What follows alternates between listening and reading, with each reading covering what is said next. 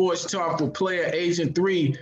Special guest today, original member of the Cardiac Pack, 1983 NCAA champion, New York City great, Mr. Ernie Myers. How you doing? I'm good, man. I appreciate you having me on, man. Thank you, man. It's great to have you on the show, man. I feel very honored, man, to have you on my platform, man, talking to NC State Wolfpack great. I appreciate it, man. It's all good, man. It's like I said, it's an honor and privilege, man. To get on these shows, man. You can pick anybody. You know what I mean? right, yeah. Bless. So, how's the family holding up, man, during this whole pandemic, man? How's everybody doing? Man, God is so good, man. We've been, virus free, in my family for the duration of this pandemic. So, my daughter, she's in school. She goes to Wake Christian Academy, a private school. She's 12, and she's doing great. My son, he's 26. He's working. He hasn't. He's been safe. So, other than that, man, my mom in New York, she caught it, but she's doing well. So, we all still working and doing our thing. So God is good, man. It's been a blessing. Right. Now, for the people that don't know, man, you grew up in New York City, Harlem to be exact, man. What was it like growing up in that environment playing basketball? Man, it was crazy. I mean, Harlem is not what Harlem is right now. Right. It's kind of a little gentrification going on in Harlem right now. But when I grew up, it was straight hood. It was gangs. It was cold blooded in Harlem back when I grew up. Yeah, you walk down the wrong block. You might not make it through there. You know what I mean? I'm just being real with people. You walk down the wrong hood in Harlem, you might not make it back. That's the environment I grew up in, man. Mm-hmm. And playing basketball was it was a vehicle to get me out of there. You know what I mean? To get me, when the brothers in the gangs and the brothers standing on the corners and all that, they knew they respect ball players. It seemed like, so they knew that I was trying to do something, man, and they left me alone, man, and they let me do it. You know what I mean? Right. I lived on the block. You had to be in a gang to be on the block, but Ernie was a ball player, so they let Ernie just, they let me go, man. So, that's the environment I grew up in, man. So they see me with the basketball, they like, yo, leave him alone. He gonna be somebody one day. We're gonna sit back and say we knew him. And they were right, man, in a sense, you know what I'm saying? Mm-hmm. And it was proud, when I went back to my neighborhood, after we won a national championship and come growing, they were like, they stumped them same brothers, standing out there, they remember you, you know what I mean? And they give you much love and respect, man, just to say that they knew you, you know what I mean? Yeah. And, it was like that. Mm-hmm. And just the whole thing of, growing up in New York City, a lot of Hall of Fame basketball players are from New York City. Who right. Growing up, not just Harlem, but any borough, did you have an inspiration in terms of any basketball players? Man, I was a big Walt Clyde Frazier fan. My mom, when I was younger, she went to a party, and I was old enough to watch them win a championship, me and my, the Knicks. So I was, I was in there when I go out and shooting the ground, I was Clyde Frazier. Mm-hmm. You know what I mean? Right. When my mom came home with that autograph, she said, I ran into Clyde Frazier at a party. I was like, what? He said, he gave me this autograph for you. I was like, what? That was one, that was one of my guys, Walt Clyde Frazier. And I was a big David Thompson fan too. He was a Skywalker, you know what I mean? I remember him. I never thought I would go to the same university that he went to and win a national championship like he did. But, he was a big inspiration as well. Mm-hmm. How did you separate yourself? I mean, New York City is a lot of people in New York City. All right, let's face it. Yeah. Not just a lot of people, but a lot of great ball players have come from New York City. You got Kareem Abdul-Jabbar's. I mean, there's so many. Tiny Nate Archibald. How did you separate yourself from the players in the city to get to the level that you got to? Well, and all those guys were, all-time Hall of Famers. Dr. J, I used to go watch him up at 155th in the Pro Rucker when I was a kid. Tiny Archibald, all those guys. And I looked up to those guys. You know what I mean? And to separate myself, I knew I had to be straight. You know what I mean? I wasn't hanging out. I was playing ball. It was 24/7. Basketball. It was 24/7. Just playing, practicing, just trying to stay away from trouble. Sometimes New York trouble will find you. You know what I mean? It's hard not to get in trouble. Yeah. Back in those days in Harlem, you had to, you didn't have to do anything to get in trouble. You know what I mean? You could just be standing somewhere and stuff pop off and you run it. You know what I mean?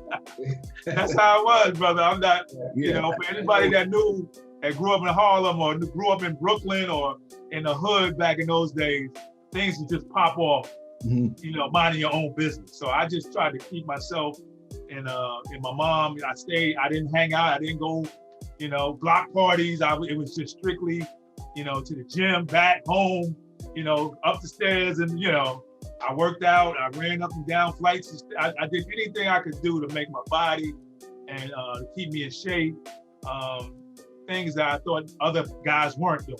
Because one guy told me, well, hey, there's a guy somewhere in Kentucky on a dirt court, with no backboard, working outworking you right now. You know what I mean? So I always tried to outwork any, that was my thing. I'll outwork you on the court. Right. Guys used to tell me, calm down.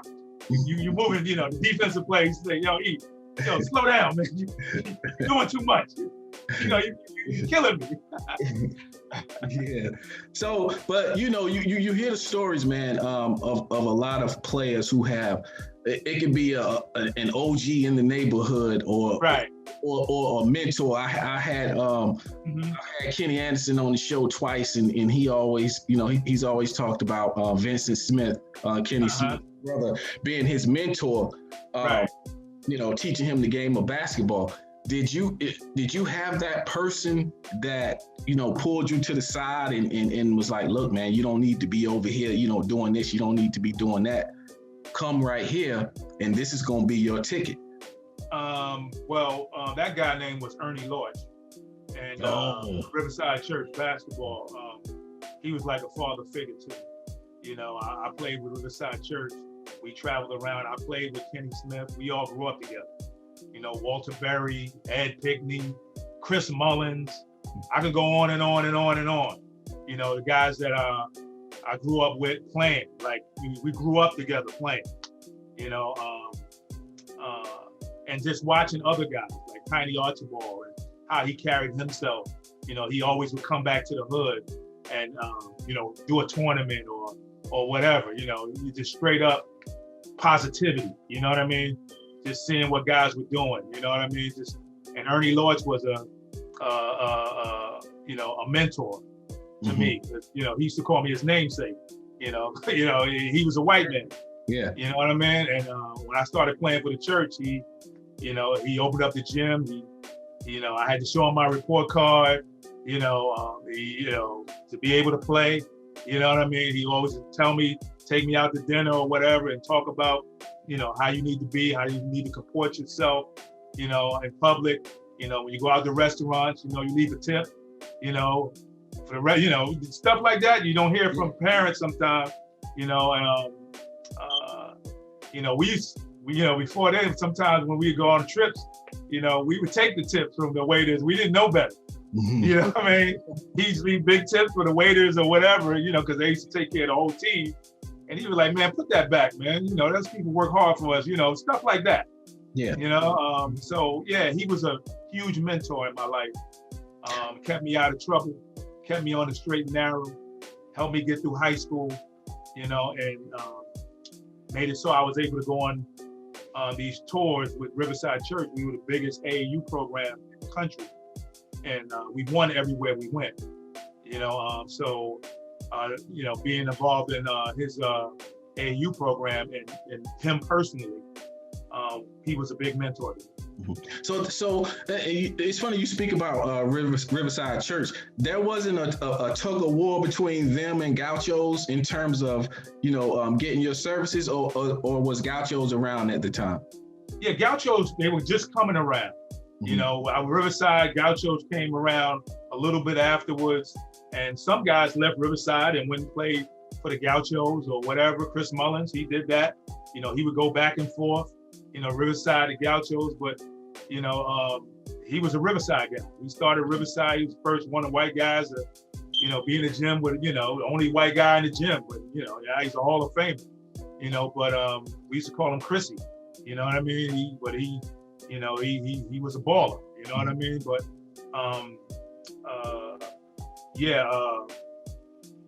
I'm losing my train of thought. The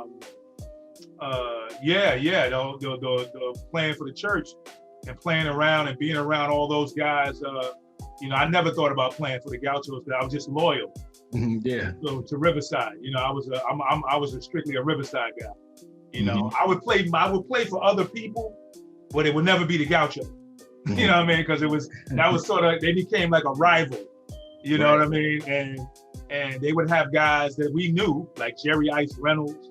He played for the Gauchos. Pearl Washington. I knew Pearl. You know, Washington was a Gaucho. You know, they were trying to mimic the Riverside program. You know, and getting ball players and traveling around the country, playing in AAU tournaments. You know, Ernie started that in New York City.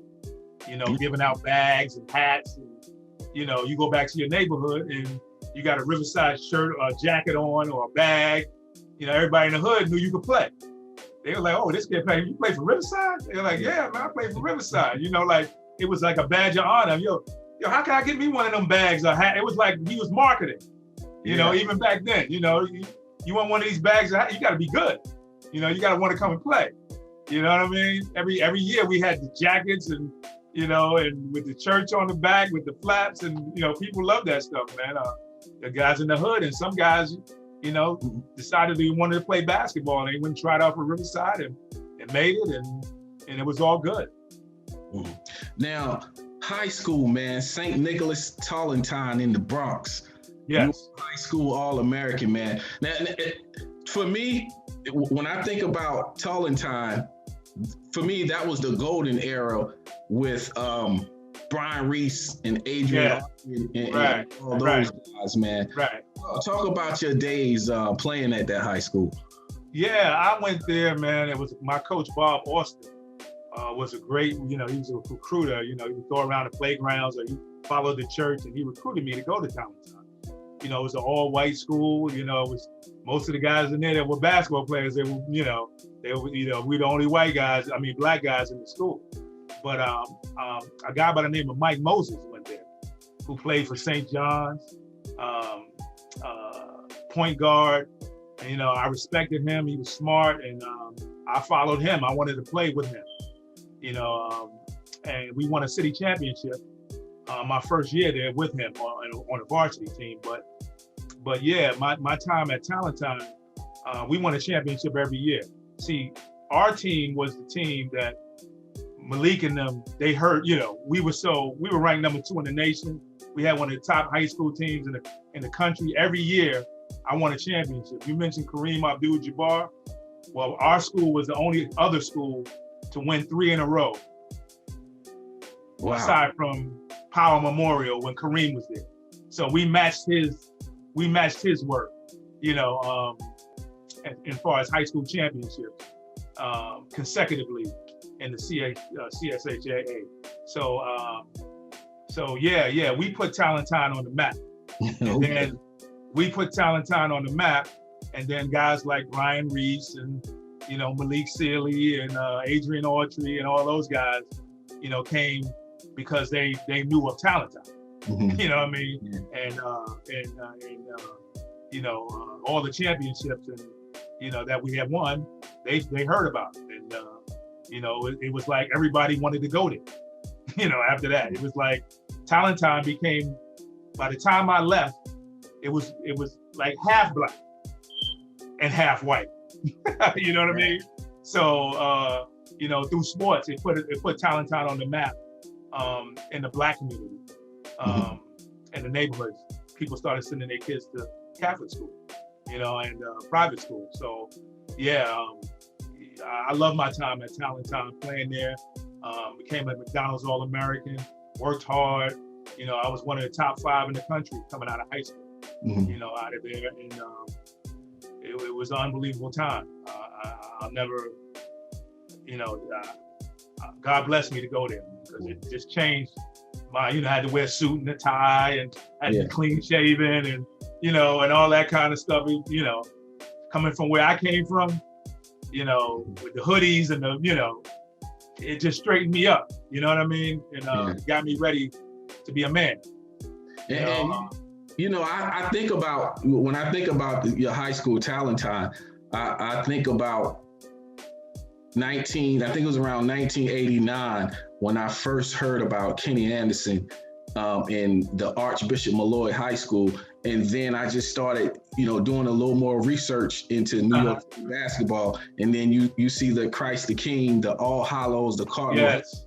That's why Rice High School. Rice. That's why I say that was the golden era of New York City hoops, you know. Yeah. High school hoops, man. It's not like it was back then. It was like high school hoops, man, was big. You know, Walter Berry, you know, Gary Springer, Richie Adams, Animal Adam. You know, I could go on and on and on. Kenny Hutchinson, you know, Kenny Smith. Yeah. You know, we can go on and on and on and on and on. Mulberries.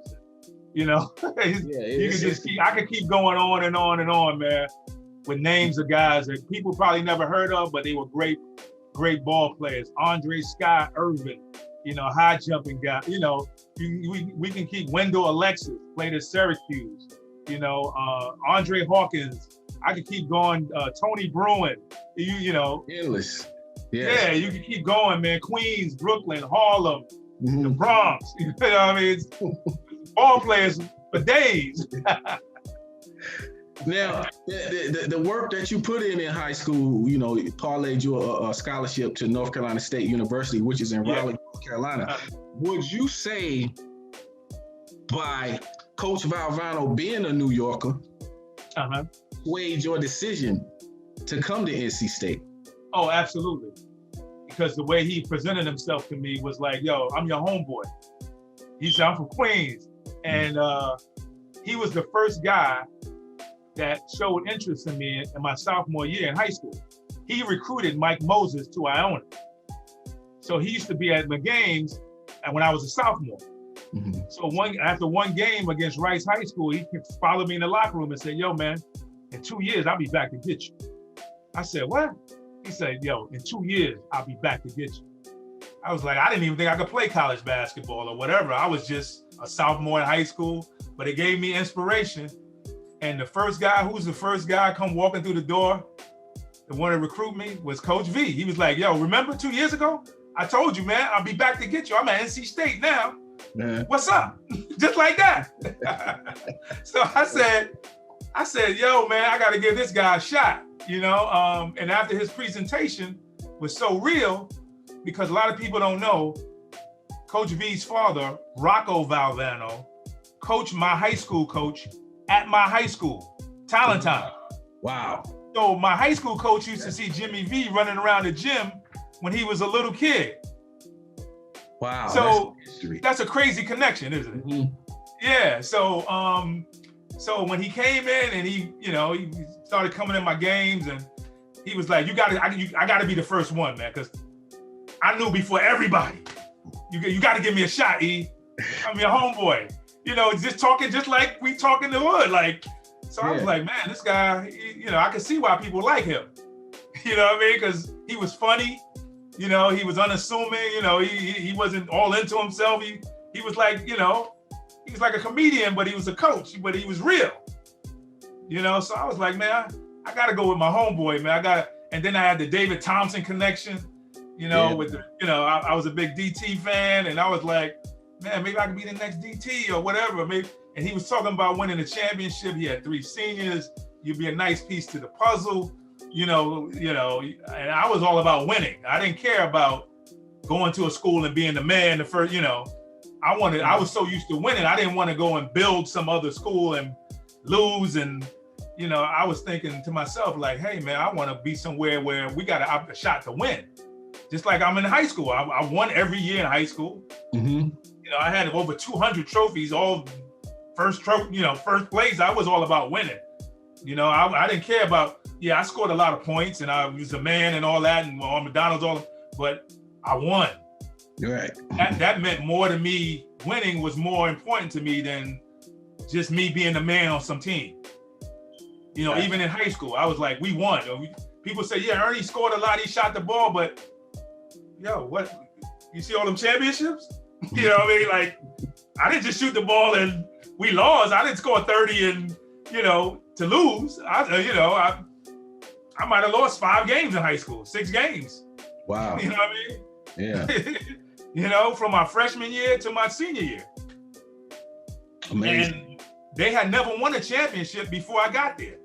So they had been close. They were, year before. They won in 74. Huh? You talking? No, I'm talking about talent time. Talent time. Okay. Yeah. But with Jimmy V coming to NC State, they had won a championship, so they were on the map with David Thompson, and I said, man, maybe we could do it again. Mm-hmm. I was seriously thinking that way because the year before, I played against Jordan in camps, Mike Jordan, and we were, at 5-star together, and we battled. I bust his behind, he bust mine some games. We were going at it. He was a year ahead of me. But then I saw what he did at North Carolina, and I was like, man, maybe that could happen for me. North Carolina recruited me, but I was like, I'm not going to go there and sit behind him. I'd rather play against him. You know what I mean? That was my mentality. I was like, watching him hit the last shot or whatever. I said, man, maybe I could do that the same way.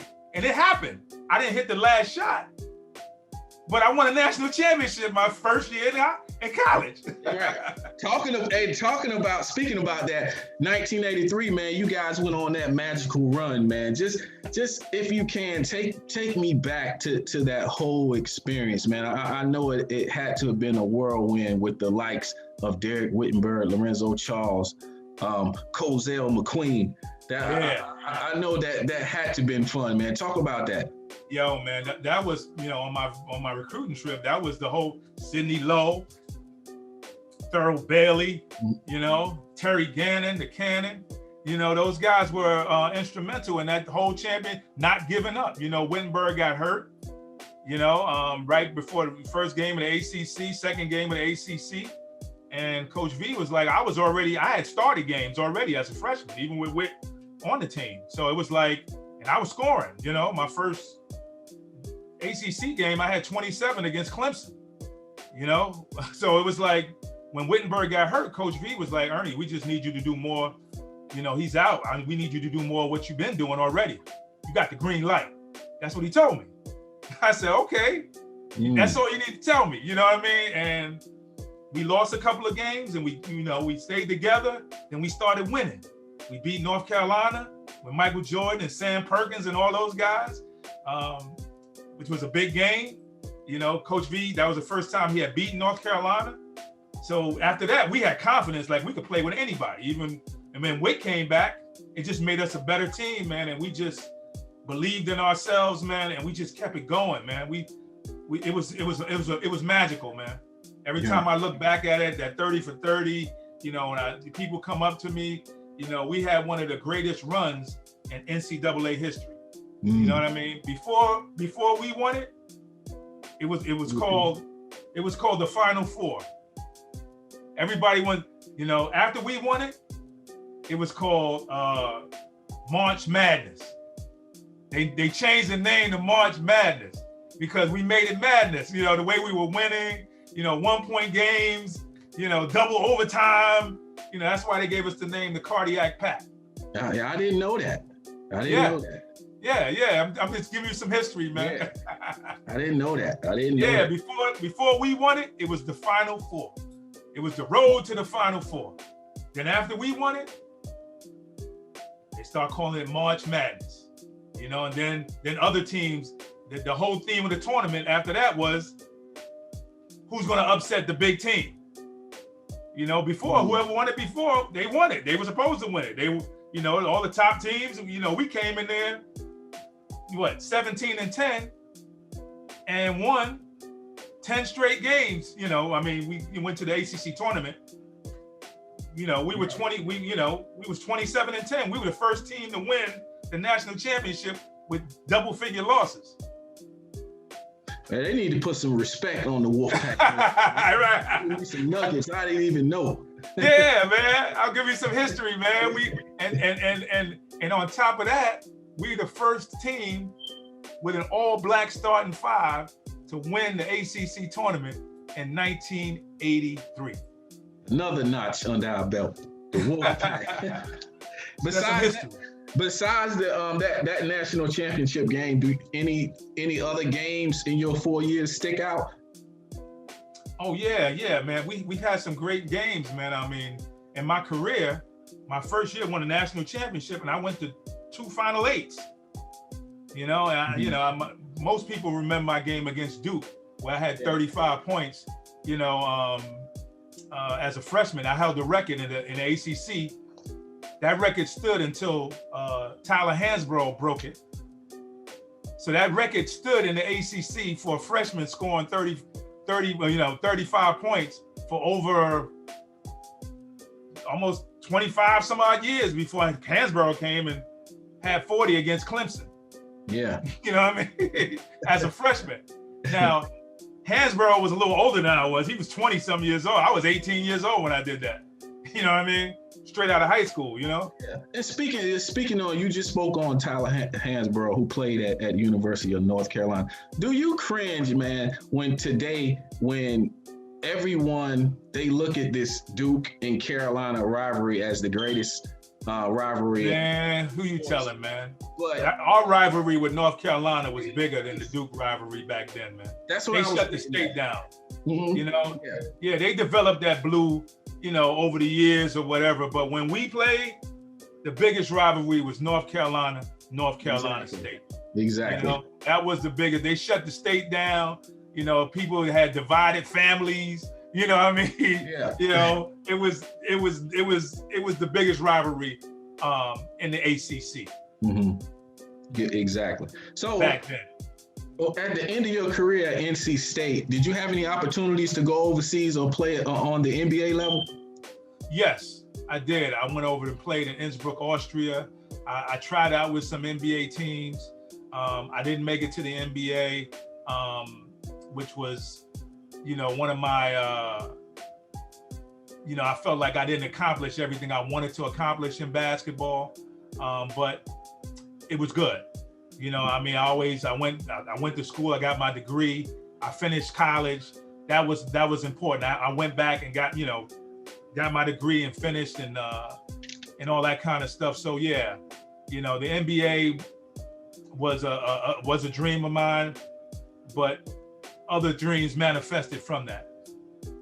Right, and I think that's important, man, for these young kids to see a guy like yourself who was a McDonald's high school All-American, and you didn't play in the NBA, but you did get a degree and you got an opportunity to play professionally over in Europe.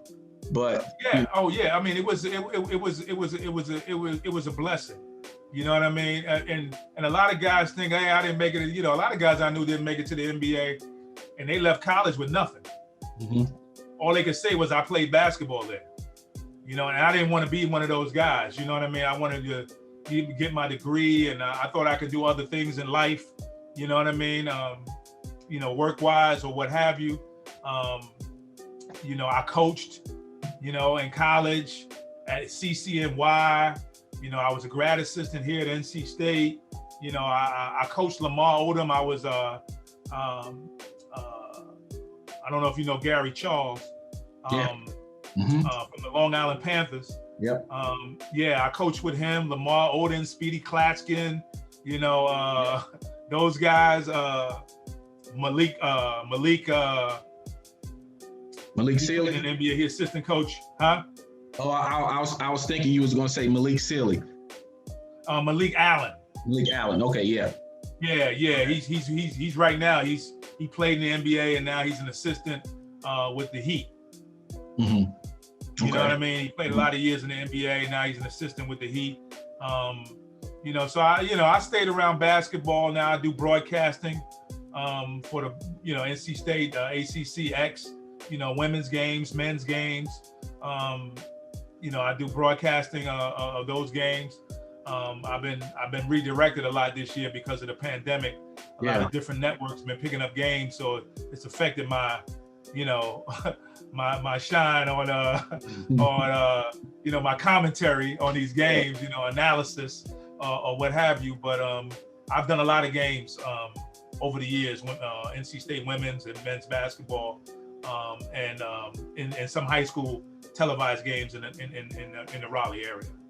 Speaking on this NC State team, do you feel like once Jimmy V left the program that it kind of went downhill? Because NC State, this is my opinion, has not been the same basketball program since you guys played in Reynolds Coliseum. I have to agree with you. I mean, a guy like Jimmy V is a once in a lifetime type of guy. So, and for him, when he left and the way he left, with this, it was kind of scandal and it was all proven BS. And at the end, but yeah, I think that had some effect on his health and the way things went. The way they castigated him and they were saying all these negative things about him. He went into broadcasting as well, and but yeah, it hasn't been the same, since he left. Because the way he recruited, his personality, and the way he coached the game, you had to be ready. He always had guys on the bench. Like if you wasn't ready to play, he'd tell you right off the bat. He said, I don't choose who plays. You choose who plays. See, people think I choose who plays. No. You show me you can do something, I'm gonna let you do it. Right. He'd tell you that right off the bat. He treated you like a man. We ain't have curfew. But show up and wasn't ready to play and see if somebody else wasn't gonna be in the game. Taking your time. That's just the way it was. You and then if you sat on the end of the bench looking had an attitude, you'd never get in the game. He said, you think I'm gonna put you in the game and you mad at me? It ain't happening. You better, he said, when I turn my head and I look down that bench, you better be looking at me like you want to get in. Because if you ain't looking like that, you ain't getting it. That's how he talked. You know what I mean? So, and the way he recruited, he built the program. We had some of the best players, Chris Washburn, we had Nate McMillan, Spud Webb. I played with guys, Vinny Del Negro. We had some players. Like you said, Lorenzo Charles, Cozell McQueen. We built something here after that. After that national championship, everybody wanted to come to NC State. Yeah, Chucky Brown. Yeah. People wanted to play for Coach V. So yeah, I have to totally agree that it hasn't been the same. I'm not saying, I know Coach Keats is doing a good job. He's trying to do a good job. He's got some players injured. His players play hard for him, but he just don't have enough right now. But yeah, it just haven't been the same since Coach V left. Right. I got a couple more questions for you, sure, Ernie. But and this one right here, man, I know it's gonna touch your soul, man, because we spoke about it earlier about I felt like New York City back in the early 80s, 80s, 90s, early 90s. I really don't know anything about the 70s, but I felt like that was the golden era of New York City basketball hoops from what I saw. Mm-hmm. But today, man, what happened to New York City basketball? It's not the same. Well, the AAU programs, went left. You know what I mean, guys? And I attribute it to that. And I attribute it to, these schools, these charter schools that popped up, a lot of these high schools, like Ben Franklin, they were big high schools, and they broke the high schools down into sections of different high schools. So, some high schools didn't have a basketball team, and then guys were leaving New York to go play other places. They didn't want to grow up in, a guy saw you had talent, they'll ship you down to, Oak Hill Academy, or, guys were leaving to go and work out and play in other states around the country that was safe. They were New York City ball players, but they left to get better, in other areas of the country. You know what I mean? Because in New York, it's not like, you grew up playing on the flat blacktop in the street, on the, and that type of thing. And then these tournaments that they used to have, they used to have a lot of tournaments in New York, kind of went down, like citywide, and local tournaments were being underfunded and stuff like that. So I think that's what happened in New York City basketball. Mm-hmm. In the late 90s, the early 90s, the mid 90s,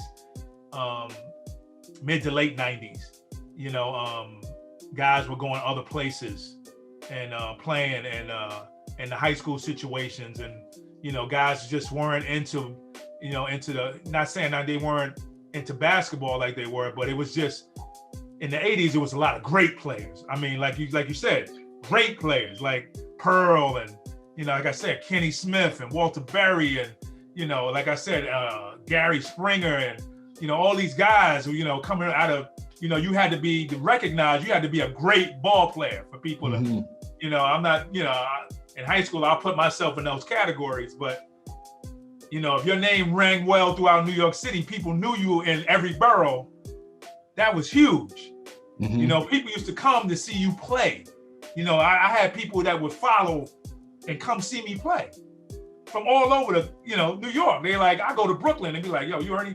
I heard of you. Yeah, you heard of me in Brooklyn. Like, Brooklyn is a whole different, another city, you know what I mean? But if cats knew about you in Brooklyn or in Queens and you had a rep, people would travel to see you play, man. You playing for the crowds, man. So, guys weren't getting that name like that, building that name up, like, in high school back, in the mid to late 90s. So I think that's what happened in New York City basketball. I don't think that the players weren't as good. They just went other places and came back. Mm-hmm. I knew a lot of guys who played. I'm hearing guys that they tell me they from New York, but they grew up in Georgia. Like, they went to Georgia to play. They grew up in Brooklyn, and they said, my parents sent me down to Georgia. Uh-huh. But they consider themselves New York City ball players. You know what I mean? It's kind of weird. Yeah. And like even Chucky Brown, he's from New York. Yeah. Yeah. But he came up in the 80s, but he left New York, moved down to Leland, North Carolina, and was raised down there. But Chucky grew up in Harlem and it's crazy, man. You know what I mean? So, yeah, I hate that New York City lost that reputation as a, the basketball. We still a basketball mecca, with the Garden, and the Knicks went down, and New York was the mecca of basketball for the whole country at one time. But you got guys coming out of North, Raleigh here. You got guys coming from everywhere. Yeah. Real quick, man. I want to do this word game, man. I'm gonna say a person's name and just the first thing that comes to your mind. Okay. Right. Pee Wee Kirkland. Oh man, one of the best hood. Pee Wee Kirkland, hustler. I'm gonna say that. Okay. Earl Manigault. Oh man, the GOAT. Greatest of all time in street ball. Tiny Nate Archibald. Legend. Kenny Anderson. Kenny Anderson, man, the wizard. He reminded me of Gus. He was like the wizard with the ball. Kenny Anderson. Lorenzo Charles. Man, that's my brother, man. That's his. That's my brother, man. Jim Valvano. Inspirational, man. Inspirational, man. All right. Last thing, Ernie, and I'm gonna let you get out of here, man. What does North Carolina State University mean to you? North Carolina State University means everything to me, man. You know, I got my degree from this. You know, I'm an alumnus. You know, had I not got my degree from here, I wouldn't have a lot of the things that I have in life. Coming here changed my life forever.